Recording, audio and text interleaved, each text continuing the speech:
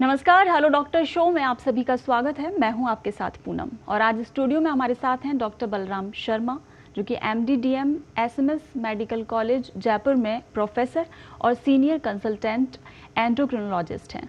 आप PG teacher और DM endocrinology course के परीक्षक भी हैं और इनके पास राष्ट्रीय और अंतर्राष्ट्रीय जर्नल में 50 से अधिक प्रकाशन हैं और कई पाठ्य पुस्तकों में विषयों का योगदान है। आपका शोध क्षेत्र ऑस्टियोपोरोसिस, PCOS, टाइप 1 डायबिटीज़ और पिट्यूटरी है। आपको राजस्थान मेडिकल काउंसिल और जयपुर मेडिकल एसोसिएशन द्वारा एंडोक्रिनोलॉजी में उत्कृष्ट योगदान के लिए सम्मानित किया गया है। तो आइए स्वागत करते हैं डॉक्टर बलराम शर्मा जी का। सर, स्वागत है आपका। नमस्कार डॉक्टर साहब, बहुत सारे व्यूअर्स हैं हमारे जिनके तमाम सवाल हैं, जिनके जवाब जानने के लिए वो बेसब्री से इंतजार कर रहे हैं। बिल्कुल। तो चलिए सवालों की शुरुआत करेंगे। सबसे पहले हमारी व्यूअर हैं रीमा वर्मा। उनका सवाल है कि मेरी थायराइड की दवा कितने समय तक हर रोज लेनी है मुझे, और क्या दवा लेने का सही समय सुबह है या फिर शाम को है? जी, तो जैसे कि हम लोग जानते हैं कि थायराइड एक बहुत ही कॉमन बीमारी है। हालांकि रीमा जी ने हमको ये क्लियर नहीं किया कि उनकी थायराइड किस प्रकार की है। जी। सामान्यतः थायराइड की बीमारी को हम लोग दो तरीके में बांटते हैं मुख्य तौर पे। ऐसे तो बहुत सारी बीमारियां हैं, लेकिन एक हाइपोथायराइडिज्म और एक हाइपरथायराइडिज्म। हाइपोथायराइडिज्म सबसे कॉमन प्रॉब्लम है, जिसको हम लोग कहते हैं भाई थायराइड की प्रॉब्लम हो गई या थायराइड की मेडिसिन चल रहे हैं। तो कॉमनली जो सामान्य भाषा में लोग कहते हैं वो हाइपोथायराइडिज्म के लिए ही उसको इस्तेमाल करते हैं जनसाधारण। हाइपरथायराइडिज्म थोड़ा अलग बीमारी है, लेकिन वो उसकी सौभाग्य से नंबर्स कम है या उसकी जो प्रेवलेंस है वो कम है।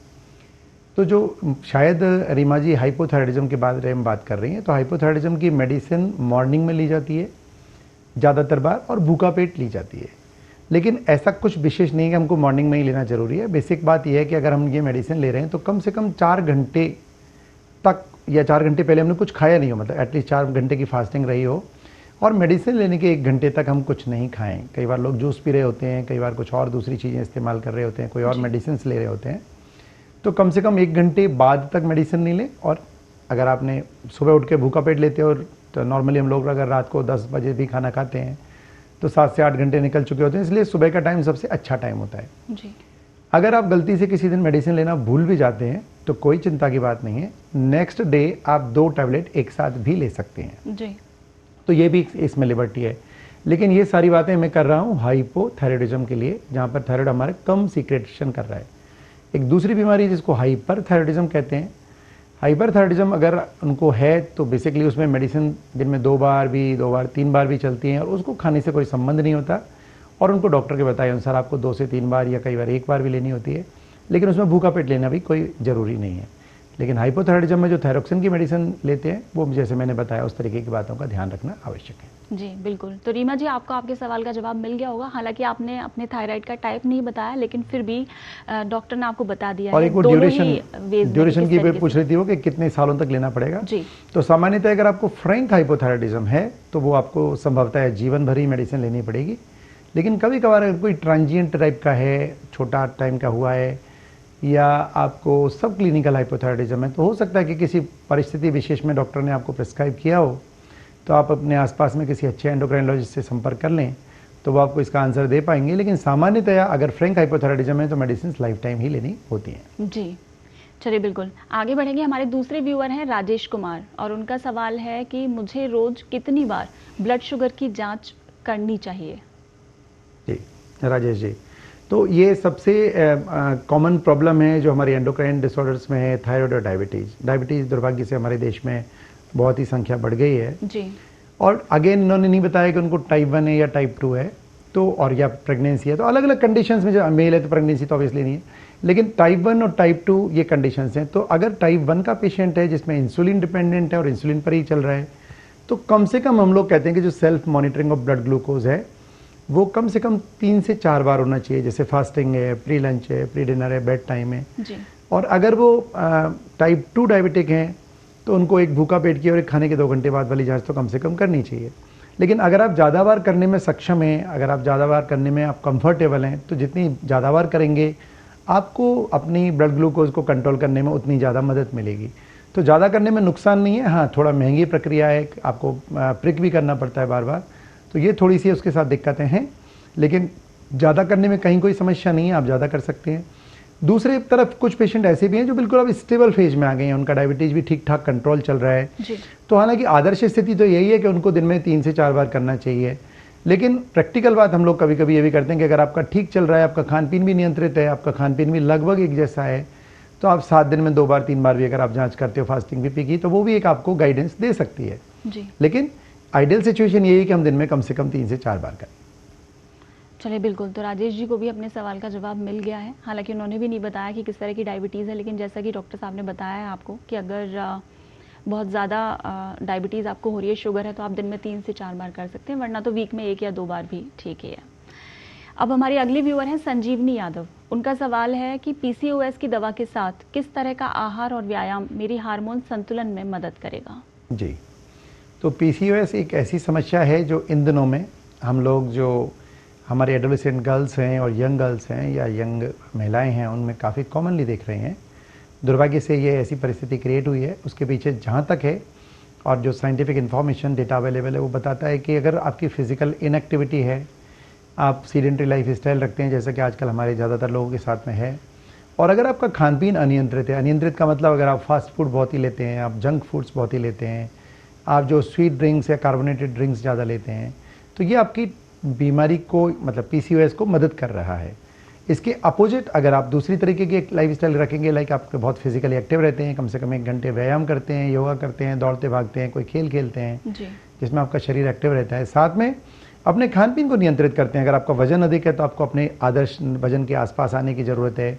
खान पीन में इन सब तली हुई चीज़ों को, जंक फूड्स को, बाहर के जितने भी तरीके के खाने हैं, कार्बोनेटेड ड्रिंक्स को, इनको हटाने की ज़रूरत है। मैं तो कहूँगा इनफेक्ट जूस को भी हटाने की ज़रूरत है। आप होल फ्रूट ले सकते हैं। और हमारा जो पुराना खाना था जिसमें हम लोग मिलेट बेस्ड खाते थे या मोटा अनाज जो हम लोग खाया करते थे, या फिर मल्टीग्रेन वाला जो है उसको अगर हम लेने की कोशिश करते हैं, अगर हम उसको अपने खान पीन में जोड़ते हैं, साथ में पूरे सब्जियां, सलाद और फल ज़्यादा खाते हैं, साथ में एक्टिव रहते हैं, तो पीसीओएस को नियंत्रित करने में निश्चित तौर पे आपको मदद मिलेगी। बिल्कुल डॉक्टर, पीसीओडी, पीसीओएस, हाँ, ये मतलब अब ये कह सकते हैं ना एक कॉमन लाइफस्टाइल डिजीज बन चुकी है। बिल्कुल, आपने बिल्कुल सही फरमाया कि ये एक एडोलेसेंट गर्ल्स में, मतलब अब लोग हम देख रहे हैं 15-16 साल के बाद में जो लड़कियां हैं और 25 साल तक की, उनमें बहुत ही कॉमन डिसऑर्डर ये हो गया है जी। जिसमें उनको माहवारी की अनियमितता होना, चेहरे पे बाल आना, कई बार मुहासे होना, कई बार बाल कम हो जाना, और कई बार शादी होने के बाद में उनको फर्टिलिटी में प्रॉब्लम्स आना।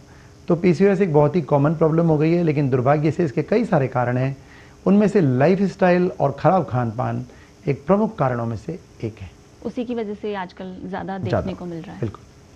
चलिए आगे बढ़ेंगे। अब हैं अगले व्यूअर हमारे अनिल मेहता। उनका सवाल है कि जब मैं ज़्यादा थकान या तनाव में होता हूँ तो हार्मोन की खुराक बदलनी होगी या नहीं? अब मैं हमारे सभी श्रोताओं से ये निवेदन करूंगा कि आप जब भी कुछ क्वेश्चन पूछें तो अपनी बीमारी के बारे में ज़रूर से डिटेल बताएं, क्योंकि ये बहुत ही वेग सा सवाल है कि हम हार्मोन की डोज किस हार्मोन की बात कर रहे हैं और आपको क्या बीमारी है, क्योंकि हार्मोन में सैकड़ों तरीके, कौन सी टैबलेट ही ले रहे हैं और एग्जैक्टली के लिए, तो कौन सी तरीके की ये प्रॉब्लम है। लेकिन संभवतया इनकी जो बात है, मुझे जो समझ में आता है कि हम लोगों की एक कंडीशन होती है जिसको हम लोग हाइपोपिट्यूटरिज्म कहते हैं, जिसमें पिट्यूटरी हार्मोन की डेफिशिएंसीज होती हैं जी।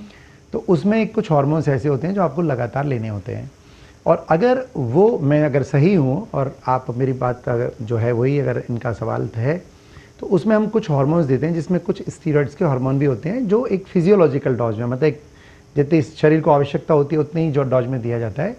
तो निश्चित तौर पे अगर आप थकावट हैं या आप में हैं या स्ट्रेस में हैं, तो उस टेम्परेरी फेज के लिए हार्मोन की डोज को सीमित समय के लिए बढ़ाया जा सकता है। लेना तो आवश्यक है ही, लेकिन अगर आप तनाव में हैं, चाहे वो शारीरिक तनाव है, चाहे वो मानसिक तनाव है, आप अगर बीमार हो गए हैं, बुखार हो गया और कुछ उल्टी दस्त हो गया, कुछ और प्रॉब्लम है, तो उस सीमित समय के लिए आपको जो हार्मोन की डोज है या आपको जो स्टीरॉयड डॉक्टर ने प्रिस्क्राइब करे हुए हैं, आपको ज़्यादातर हाइसोन या वाइसोलोन करके जो टैबलेट्स होते हैं, तो उनकी डोजेज को टेम्परेरी दुगनी या तिगनी तक करने की आवश्यकता होती है। लेकिन ये हमेशा के लिए नहीं करना है, वो केवल सीमित समय 3 दिन 5 दिन जब तक वो स्ट्रेसफुल पीरियड गुजर रहा है। अगर उससे ज़्यादा लंबे की आवश्यकता महसूस हो रही तो निश्चित तौर पे आपको अपने एंडोक्राइनोलॉजिस्ट से मिलने की आवश्यकता है और वो आपको गाइड कर पाएंगे कि आपको क्या है। लेकिन अगर आप भविष्य में कोई भी सवाल पूछते हैं तो हमारी पत्रिका टीवी की तरफ से और मेरी तरफ से मैं आपसे अनुरोध करूंगा कि अपने सवाल के साथ अपनी बीमारी और अपनी दवाइयों का नाम अगर बता पाएँ तो महती कृपा होगी। बिल्कुल राजेश जी, तो आप समझ गए होंगे, आपके सवाल का जवाब देने की डॉक्टर साहब ने पूरी कोशिश की है। हालांकि जवाब आपको मिला भी होगा, लेकिन फिर भी आगे से कभी आपका कोई सवाल है तो उसे प्रॉपर वे में और क्लियर तरीके से लिखें, जिससे कि उसका जवाब देना थोड़ा आसान हो। अब हमारी अगली व्यूअर है नीता राठी। उनका सवाल है कि थायराइड की दवा लेते समय मुझे कौन से खाद्य पदार्थ और सप्लीमेंट से बचना चाहिए? जी, तो जैसे कि हमने पहले सवाल में ही कुछ इसका हिस्सा जवाब दे चुके हैं हम लोग कि आप कोई भी मेडिसिन अगर आप लेते हैं, जैसे सामान्यतः लोग जो मेडिसिन लेते हैं वो एसिडिटी की दवाई सवेरे भूखा पेट लेते हैं, कुछ और दवाइयाँ भी भूखा पेट लेने की डॉक्टर सलाह देते हैं। लेकिन अगर आप थायराइड की मेडिसिन साथ में ले रहे हैं तो सबसे ज़रूरी है कि पहले आप थायराइड की मेडिसिन लें, कम से कम 1 घंटे तक कुछ और दवाई नहीं लें, कुछ और खान पीन भी नहीं करें। चाय लेते हैं, दूध नाश्ता लेते हैं, कुछ और कई बार जूस लेते हैं, कोई लोग कहता है कि वो फलाने आयुर्वेद वाली हमने दवाई ले रहे हैं। तो कोई भी मेडिसिन या जूस अगर आप ले रहे हैं तो आपको कम से कम 1 घंटे का मार्जिन रखना आवश्यक है। 1 घंटे तक आप पानी पी सकते हैं, लेकिन कोई और मेडिसिन या कुछ और खाद्य वस्तु नहीं लें। लेकिन अगर आपको कोई कैल्शियम की टैबलेट चल रही है, अगर आपको कोई आयरन की टैबलेट चल रही है या इस तरीके के कोई और सप्लीमेंट्स ले रहे हैं तो प्रेफरेबली 4 घंटे का मार्जिन होना जरूरी है। जैसे अगर आपने थायराइड की दवाई सुबह 6 बजे ली है तो कम से कम 10 बजे तक आप कैल्शियम की या आयरन की टैबलेट्स नहीं लें, उसके बाद ही ये टैबलेट लें। तो ये कॉमन सप्लीमेंट्स हैं जो आयरन और कैल्शियम हम लोग यूज़ करते हैं या मल्टीविटामिन्स यूज़ करते हैं। इसमें एक बायोटिन बड़ी कॉमन दवाई है, तो वो भी थायराइड की हार्मोन के स्टेटस को प्लस माइनस या जांचों को प्रभावित कर सकता है। तो हमको कम से कम 4 घंटे तक ये दवाइयाँ नहीं लेनी चाहिए, उसके बाद ही ये दवाइयाँ लेनी चाहिए अगर आवश्यक हैं तो। एसिडिटी की दवाई है तो कम से कम 2 घंटे तक नहीं लें, और खान पीन के बारे में हम लोग बात कर ही चुके हैं। जी चलिए बिल्कुल। अगले व्यूअर हैं मोहनलाल, और उनका सवाल है कि हार्मोनल इलाज के अलावा हड्डियों को मजबूत रखने के लिए कौन सा व्यायाम और कैल्शियम सप्लीमेंट सही रहेगा?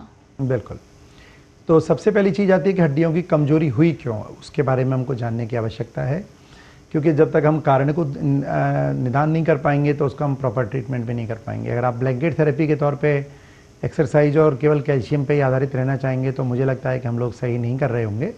तो सबसे पहले हमको ये जानने की आवश्यकता है कि हमारी जो बीमारी है वो किस बीमारी की वजह से हड्डियाँ कमज़ोर हुई हैं। बहुत बार कई हार्मोन की प्रॉब्लम्स हैं, जैसे पैराथायराइड की प्रॉब्लम है या थायराइड की प्रॉब्लम है, कई बार डायबिटीज़ की वजह से है, कई बार हार्मोन्स की कमी जैसे कि महिलाओं में पोस्ट मेनोपॉजल हो जाता है या कई बार एज के साथ में हो जाता है, जिसको सेनाइल ऑस्टियोपोरोसिस कहते हैं हम लोग। तो इस तरीके की कोई भी अगर कंडीशंस है, कई बार किडनी की प्रॉब्लम्स के साथ में हो जाता है, कई बार सीलिएक डिजीज़ में इस तरीके की सिचुएशंस हो जाती हैं, कई बार माल न्यूट्रिशन के साथ में हो जाता है। तो मल्टीपल रीजन्स हैं। तो हमने अगर वो कारण को पकड़ लिया तो हम लोग उसको अच्छे से इलाज कर पाएंगे, और अलग अलग बीमारी का अलग अलग इलाज आप डिसाइड करेंगे। केवल कैल्शियम से हम ठीक नहीं कर पाएंगे। तो सबसे पहली चीज़ है कि हमने उसको ट्रीट किया। फिर अगर हमने वो सारा देख लिया फिर भी हड्डियाँ कमज़ोर हैं तो उसमें कैल्शियम सप्लीमेंटेशन निश्चित तौर पे एक ज़रूरी चीज़ है। विटामिन डी सप्लीमेंटेशन अगर कमी है तो वो भी एक निश्चित तौर पे ज़रूरी है। प्रॉपर खुराक न्यूट्रिशन वो बहुत ज़रूरी है, जिसमें प्रोटीन इंटेक बहुत ज़रूरी है, डेयरी प्रोडक्ट्स बहुत ज़रूरी हैं। और साथ में इस तरीके के आजकल एनाबोलिक हार्मोन थेरेपी अवेलेबल है कि जो आपकी हड्डियों में कमज़ोरी आई है उसको वापस से हम लोग नॉर्मल की तरफ लाने की कोशिश कर सकते हैं, और काफ़ी हद तक हम नॉर्मलाइज कर भी सकते हैं। और उन मेडिसिन से जब वो नॉर्मलाइज हो जाता है तो आप उसको रिटेन करने के लिए एक दूसरे इंजेक्शंस या दूसरी मेडिसिन से इस्तेमाल करते हैं, तो आपकी जो नॉर्मलाइज हुई अब जो नॉर्मलाइज मेडिसिन के बाद में उनको हम लोग मेंटेन कर सकते हैं। तो इस तरीके की कई चीज़ें उसमें उपलब्ध हैं। तो ये डिपेंड करेगा कि उनको किस तरीके की हार्मोन की प्रॉब्लम है। तो मेरी सलाह ये है कि आप ब्लैंकेट थेरेपी लेने के बजाय और आँख मूंद के करने के बजाय ये करें। जी। रही बात एक्सरसाइज की, तो निश्चित तौर पे आपका जो सामान्य वॉक है, अगर आप रिस्क वॉक कर पाते हैं तो ये बहुत अच्छा है। अगर आपका फिटनेस है, शरीर अलाउ करता है, तो आप हल्की फुल्की स्ट्रेंथ बिल्डिंग एक्सरसाइज अगर हम लोग करते हैं जिसमें मसल बिल्डिंग भी होती है, या एंड्योरेंस एक्सरसाइज करते हैं, तो ये भी हमारी बोन की हेल्थ को मेंटेन करने में मदद कर सकता है। लेकिन ये एक्सट्रीम कैटेगरी में नहीं होना चाहिए। ये एक मॉडरेट इंटेंसिटी एक्सरसाइज है, ये आपको मदद कर सकती हैं। लेकिन अगेन हमको ये देखना होगा कि किस मरीज़ के लिए या किस व्यक्ति विशेष के लिए किस तरीके की मेडिसिन या एक्सरसाइज या डाइट की आवश्यकता होगी। जी चलिए बिल्कुल। अब अगले व्यूअर सुमित कौल, और उनका सवाल है कि कोर्टिसोल की कमी की वजह से मुझे अतिरिक्त दवा लेनी होगी और कैसे पता चलेगा? जी, तो सवाल तो इन्होंने स्पेसिफिक ही पूछा है। तो कोर्टिसोल हार्मोन की जो कमी है उसको हम लोग 2 तरीके में बांटते हैं। एक एड्रिनल ग्लैंड उससे कोर्टिसोल हार्मोन निकलता है जिसको हम प्राइमरी एड्रिनल इनसफिशिएंसी कहते हैं। तो अगर आपकी दोनों एड्रिनल ग्लैंड किसी वजह से ख़राब हो गई हैं, वो कई बार ऑटोइम्यूनिटी की वजह से हो सकती हैं, कई बार कई इन्फेक्शन जिसमें ट्यूबरकुलोसिस बड़ा कॉमन है उसकी वजह से हो सकती हैं, कई बार कोई इन्फेक्शंस दूसरे HIV वगैरह में हो जाता है, कई बार सर्जिकल कॉजेज़ की वजह से ऐसा हो सकता है जी। और कई बार कुछ जेनेटिक डिफेक्ट की वजह से हो सकता है। तो ऐसे कई कारण हो सकते हैं। सामान्य तौर पर जब प्राइमरी एड्रिनल इनसफिशिएंसी होती है तो व्यक्ति का कलर काला हो जाता है, हमेशा थकावट महसूस करता है, बिल्कुल डार्क हो जाएगा। पहले बिल्कुल गोरा था, पुरानी फोटोग्राफ घर वाले बताते हैं कि ये लड़का फेयर था, अब बिल्कुल डार्क हो गया है और हमेशा थका हुआ फील करेगा। जरा सा करने में कोई अभी बुखार हो गया या कुछ और हो गया तो ऐसी स्थिति हो जाएगी, या कोई तनाव हो गया शारीरिक मानसिक, तब भी उसको ऐसी स्थिति हो जाएगी, बिल्कुल मरणासन अवस्था में पहुंच जाएंगे। लेकिन जैसे उनको कोई ड्रिप लगाएगा और उनको सैलाइन की बोतल चढ़ाएगा तो उनको इम्प्रूवमेंट काफ़ी महसूस होता है। कई बार कोई लोकल डॉक्टर भी उनको स्टीरॉयड गलती से, उसको नहीं पता वो क्या ट्रीट कर रहा है, लेकिन स्टीरॉयड लगा दिया जैसा कॉमनली वो गलती से करते हैं, तो उसको काफ़ी इंप्रूवमेंट आ जाता है। तो ऐसे कुछ लक्षण हैं जिनसे ये शक किया जा सकता है। लेकिन मेरी सलाह ये है कि अगर आपको एक्सट्रीम फैटिगेबिलिटी रहती है, एक्सट्रीम थकावट रहती है, जरा सा कुछ करने पर आप थक जाते हैं और आपके कलर में बहुत बदलाव आया है, तो ये प्राइमरी एड्रिनल इनसफिशिएंसी के फीचर्स हो सकते हैं। दूसरा है सेकेंडरी एड्रिनल इनसफिशिएंसी, जिसमें पिट्यूटरी हार्मोन की कमी की वजह से, पिट्यूटरी की डेफिशिएंसी की वजह से एड्रिनल पूरा कॉर्टिसोल हार्मोन नहीं करती। लक्षण लगभग सेम होते हैं लेकिन इसमें काला कलर नहीं होता। और इसमें बहुत बार ये भी होता है कि दूसरे पिट्यूटरी के हार्मोन से उनकी भी कमी हो जाती है।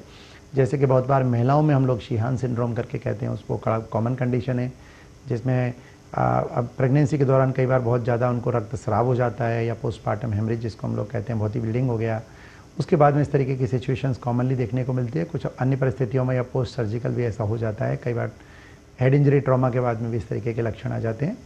तो दोनों की सिम्टोमेटोलॉजी कॉमन हो सकती है, लेकिन जो साइंस हैं जैसे कि हमने कलर की बात करी, ये दोनों में डिफरेंट हो सकते हैं।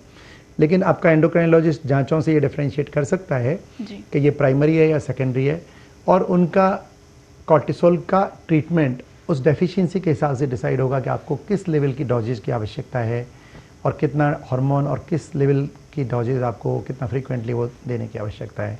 तो अगेन मैं आपको सलाह दूंगा कि इस स्थिति में अगर आपको शक लगता है, ऐसे कोई लक्षण आपको मैच करते हैं, तो अपने एंडोक्राइनोलॉजिस्ट से ज़रूर संपर्क करें। जी चलिए, अब है कविता जैन।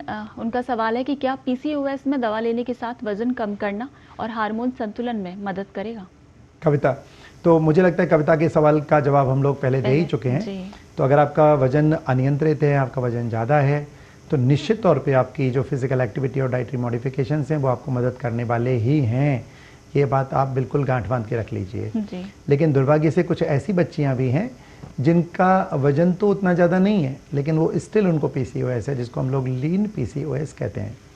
तो दुर्भाग्य से वो भी एक कंडीशन है। लेकिन अच्छी बात यह है कि लीन PCOS की बच्चियों में भी अगर वो फिजिकली एक्टिविटी अच्छी रख रही हैं, हालांकि उनको वजन कम करने की आवश्यकता नहीं है क्योंकि उनका वजन विनियंत्रित ही है, उनका BMI ज़्यादा नहीं है, लेकिन अगर वो भी अपने लाइफस्टाइल को एक्टिव रख रही हैं, साथ में उनका डाइट अगर उन्होंने पहले से बेहतर कर लिया है, तो उन स्थिति में भी PCOS को इम्प्रूवमेंट करने में मदद मिलती है। तो आज चाहे आप पतले हैं चाहे आप मोटे हैं, लाइफस्टाइल आपको हेल्प करने वाली है, डाइटरी चेंजेस आपको हेल्प करने वाले हैं, साथ में हार्मोन की दवाइयाँ भी आपको हेल्प करने वाली हैं। जी बिल्कुल। अब अगला सवाल है, इंसुलिन सेंसिटिविटी बढ़ाने के लिए दवा, डाइट और व्यायाम का सही संतुलन कैसे तय किया जाए? क्या बात है। तो ये तो बहुत ही अच्छा सवाल पूछा है। मुझे लगता है ये किसी ना किसी तरीके से मेडिकल फील्ड से जुड़े हुए व्यक्ति हैं। तो इंसुलिन रेसिस्टेंस एक ऐसी कंडीशन है जो मोटापे के साथ हम लोग कॉमनली देखते हैं। कुछ स्टीरॉयड हार्मोन की दवाइयों के साथ में अगर कोई गलती से ले रहा है तो उसमें भी ऐसी स्थिति आ जाती है। तो बहुत बार हमने देखा होगा कि बहुत सारे जिनका वजन अनियंत्रित होता है तो उनकी गर्दन पे बिल्कुल काली गर्दन हो जाती है और स्किन थिकंड हो जाती है, और उसको साफ़ करने की कोशिश करते हैं लेकिन वो सही नहीं होता। इसको हम लोग एक्एंथोसिस नाइग्रिकेंस कहते हैं। कई बार स्किन टैग्स भी मल्टीपल जगह पे हो जाते हैं, गर्दन पे, छाती पे, ब्रेस्ट पे, उनके वो मस्से टाइप के से निकल के आ जाते हैं। तो अगेन वो इंसुलिन रेसिस्टेंस का साइन है। मतलब आपका जो इंसुलिन जितना सीक्रेट बॉडी में हो रहा है वो इस रिसेप्टर के लेवल पे जाके उतना काम नहीं कर पा रहा, मतलब इंसुलिन का रेसिस्टेंस हो गया एक तरीके से, ऐसा कह सकते हैं।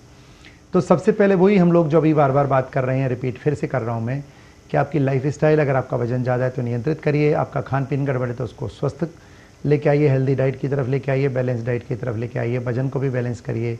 तो ये इंसुलिन रेसिस्टेंस को डेफिनेटली इंप्रूव करेगा।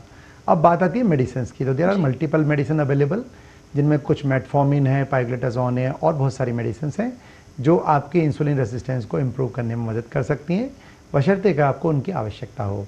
लेकिन अपने लेवल पे आपको ये दो काम जो सबसे ज़रूरी हैं, डाइट, फिजिकल एक्टिविटी और वजन का नियंत्रण, अगर आपने ये कर लिया तो आधा काम आपका ऐसे हो जाएगा। चलिए बिल्कुल, अब ये आखिरी सवाल है सर, डायबिटीज़ कंट्रोल करने को लेकर के ऐसा कहते हैं कि मिलेट डाइट और इंटरमिटेंट फास्टिंग क्या वास्तव में काम करता है?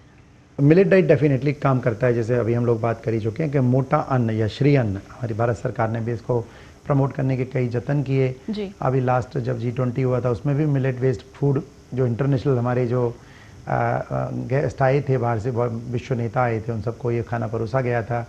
तो कोशिश ये जारी है कि हमारी जो पुराना खान पीन था, हमारा सदियों से दादी माँ के ज़माने से, नानी माँ के ज़माने से हम जो खाते थे, जो श्री अन्न था, मोटा अन्न था, बाजरा था, मक्का था, जवार था, कंगनी था, रागी था, इस तरीके के जो मोटा खाना था वो हमारे लिए निश्चित तौर पे बेहतर है। अभी भी हम लोग देखते हैं, साइंस भी ऐसा कहती है, प्रैक्टिकल केसेस में भी हम लोग रोज़ देखते हैं कि अगर इस तरीके के खाने पे हम लोग सिंपल गेहूं से या चावल से या रिफाइंड फूड से शिफ्ट हो जाते हैं तो डायबिटीज़ नियंत्रण में निश्चित तौर पे मदद मिलती है। तो ये निश्चित तौर पे मदद करने वाला है। अब बात आती है इंटरमिटेंट फास्टिंग की। इंटरमिटेंट फास्टिंग एक ऐसा सब्जेक्ट है जो काफ़ी डिबेटेबल है, उस पर कई तरीके की डिस्कशंस जारी हैं।